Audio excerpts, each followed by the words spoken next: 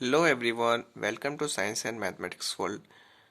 आई am Kaushlendra Khare और आज के इस वीडियो में हम देखेंगे इंडेक्स क्वेश्चंस जो कि पेज नंबर 46 पे हैं। तो चलिए शुरू करते हैं। हमारा पहला क्वेश्चन है कि why sodium is capped immersed in kerosene oil. हमें यह बताना है कि जो सोडियम है, सोडियम मेटल बहुत ही सॉफ्ट मेटल होता है और हम उसे फ्रीली नहीं रख सकते, उसे हम कैरोसिन ऑयल में डुबो के रखते हैं। तो इसी का रीज़न उन्होंने पूछा है कि why sodium metal is capped in kerosene oil, उसे कैरोसिन ऑयल में क्यों रखते हैं। तो देख लेते हैं इसका answer. Metals like sodium and potassium react so vigorously that they catch fire it kept in open if it kept in open, so to protect them to catch fire they are kept in kerosene oil। तो जो metals होते हैं जैसे आपका sodium हो गया और potassium हो गया, वो बहुत ही विगरसली मतलब बहुत ही ज्वलनशील होते हैं और वो इजीली फायर आग पकड़ लेते हैं जल्दी से यदि उन्हें ओपन में रखा जाए, खुले में रखें तब। तो इसीलिए उनको उससे बचाने के लिए, उससे जिससे वो आग ना पकड़े, इसीलिए हम उन्हें इसमें कैरोसिन ऑयल में डुबो के रखते हैं। अब एक क्वेश्चन आता है कि हम इन्हें कैरोसिन ऑयल में तो डुबो के रखते हैं, लेकिन क्या हम इन्हें पेट्रोल या फिर डीजल में डुबो के नहीं रख सकते क्या?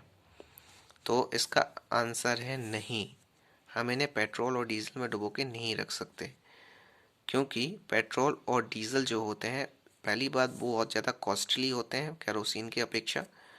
दूसरी बात है कि पेट्रोल और डीजल में यदि हम इन्हें रख देते हैं और उसे हम खुला छोड़ देते हैं तो थोड़ी ही देर में पेट्रोल और डीजल उड़ जाएगा और कुछ भी नहीं बचेगा उसमें।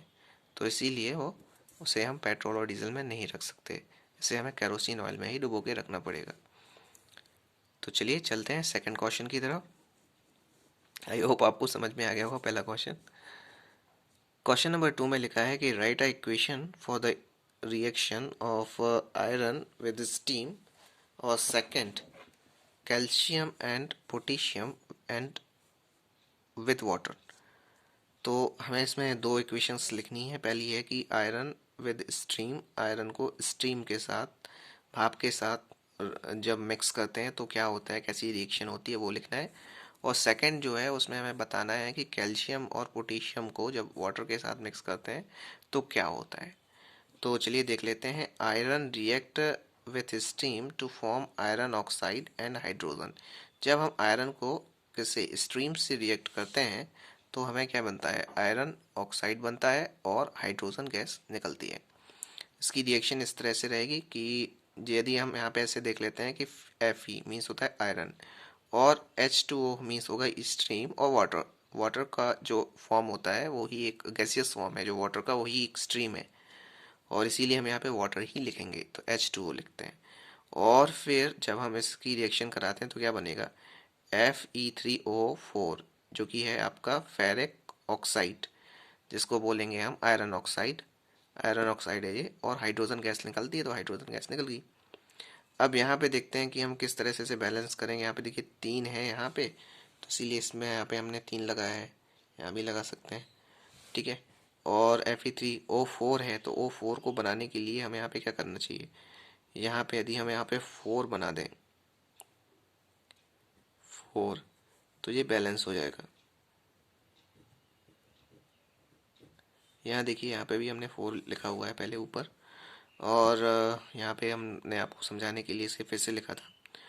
तो यहाँ पे 4H2 से 8 हो गए। अब 8 हो गए तो अब इसको किस तरह से बैलेंस करेंगे, इसको बैलेंस करने के लिए यदि हम यहाँ पे भी 4 लगा दें तो ये 8 हो जाएगा। और यहाँ पे 4 ऑक्सीजन है तो ऑक्सीजन यहाँ पे 4 ही है और Fe3 हो गया बैलेंस। तो ये है Fe आपका आयरन, 4H2O वही आपकी स्ट्रीम और आपका वाटर जो है वही है। और Fe3O4 है आपका फेरिक ऑक्साइड और आयरन ऑक्साइड बनाते हैं, इसमें लिखा भी है, और H2 गैस हाइड्रोजन निकल रही है वही है। तो चलिए चलते हैं सेकंड क्वेश्चन पे। The reaction width of calcium with water is exothermic. जब हमारी कैल्शियम और पोटेशियम की रिएक्शन होती है किससे, वाटर, तो पहले कैल्शियम की कर लेते हैं। कैल्शियम की रिएक्शन जब वाटर के साथ होती है तो वो कैसी होती है, एक्सोथर्मिक होती है। आपने देखा होगा कि जो चूना होता है, चूने को जब हम पानी में मिलाते हैं तो कितने से बड़ बड़ बड़ बड़ बड़ करके आवाज़ निकलती है और बहुत ज़्यादा मात्रा में गर्मी सी पैदा हो जाती है। तो उसमें उस स्थिति में क्या होता है कि वही कैल्शियम जो आपका चूना में होता है, कैल्शियम चूना ही है, तो उसकी जब रिएक्शन करते हैं वाटर के साथ H2O से, तो H2O लिक्विड हो गया, Ca कैल्शियम सॉलिड है, तो ये बनता है CaOH होल ट्वाइस। इसका है कैल्शियम हाइड्रोक्साइड बोलना चाहिए इसे, कैल्शियम हाइड्रोक्साइड है ये, और ये एक्वस फॉर्म में होगा और H2 गैस, हाइड्रोजन गैस निकल रही है, तो ये हो जाएगी। अब रिएक्शन विथ पोटेशियम और वाटर की करानी है, तो देख लेते हैं कि potassium react violently with cold water and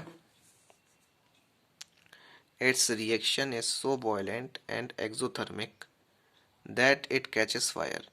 तो जो पोटेशियम जो है, पोटेशियम की जब रिएक्शन कराते हैं हम कोल्ड वायलेंट वाटर से, तो जो इसकी रिएक्शन होती है वो बहुत ज़्यादा वायलेंटली होती है, बहुत ही खतरनाक होती है, और इतनी खतरनाक होती है कि ये फायर आग लगा लेते हैं। तो हमने देखा है, हमने सुना भी है, पढ़ा भी है, देखा है कि वही जब सोडियम को हम पानी में डाल देते हैं, सोडियम या पोटेशियम को, तो वो आग पकड़ लेता है। तो यही है दो मेटल्स, सोडियम और पोटेशियम, जो कि हमें मिट्टी के तेल में, केरोसिन ऑयल में रखना पड़ता है, आपने जैसा कि ऊपर पढ़ा। तो उसकी रिएक्शन देख लेते हैं हम।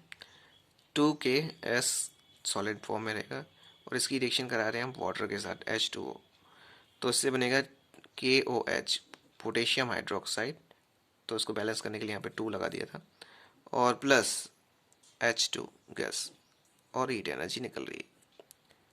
तो ये थे हमारे टेक्स्ट क्वेश्चन के दो क्वेश्चंस। अगले वीडियो में हम आपको दूसरे क्वेश्चंस भी बताएंगे, तो उन वीडियोस को देखने के लिए प्लीज़ हमारे चैनल को सब्सक्राइब कर लें, और इसे अपने दोस्तों के साथ भी शेयर करें जिससे उनको भी उसका फ़ायदा मिल सके। और इसी तरह से आप और वीडियोस देखने के लिए हमारे चैनल को सब्सक्राइब करें। मिलते हैं अगले वीडियो में। गुड बाय, जय श्री राम।